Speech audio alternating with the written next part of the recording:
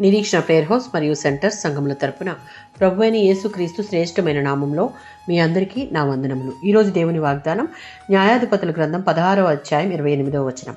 ప్రభువా, దయచేసి నన్ను జ్ఞాపకము చేసుకునము, బలపరచము. ఇశ్రాయేలీయులకు న్యాయాధిపతిగా ఉన్న సంసోనుకు దేవుడు అతనికి అసాధారణమైన బలం ఇచ్చాడు. నాజీరు ప్రతిజ్ఞలో ఉన్నాడు. ఇంత ప్రత్యేకించబడిన సంసోను దెలీలాతో సంబంధం పెట్టుకున్నాడు.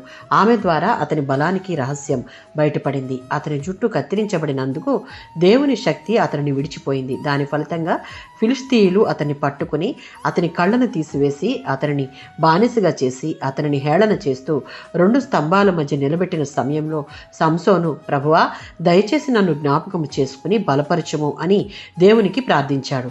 తాను చేయకూడని పాపం చేసిన తరువాత కూడా సంసోను దేవుని దగ్గరికి వచ్చి నన్ను జ్ఞాపకం చేసుకో అని పశ్చాత్తాప హృదయంతో అర్థించాడు. తన బలహీనతను అంగీకరించి దేవుని మీద ఆధారపడ్డాడు. 51వ సంకీర్తనలో దావీదు కూడా ఈ విధంగానే పశ్చాత్తాప హృదయంతో తాను చేసిన పాపమును ఒప్పుకొని దేవుని సన్నిధిని ప్రాధాయపడడం మనం చూడవచ్చు. దేవుడు అలాంటి బలహీనులను యెషయా గ్రంథం 40:29లో ఉన్నట్లు అలసిన వారిని బలపరుస్తాడు. దేవుడిచ్చే శక్తి మనుషుల బలం కన్నా గొప్పది. ఈ దృష్టాంతం నుంచి మన తప్పుల తర్వాత కూడా దేవుడు మనలను విడిచిపెట్టడు. నిజమైన పశ్చాత్తాపం ఉంటే దేవుడు మన ప్రార్థనకు స్పందిస్తాడు.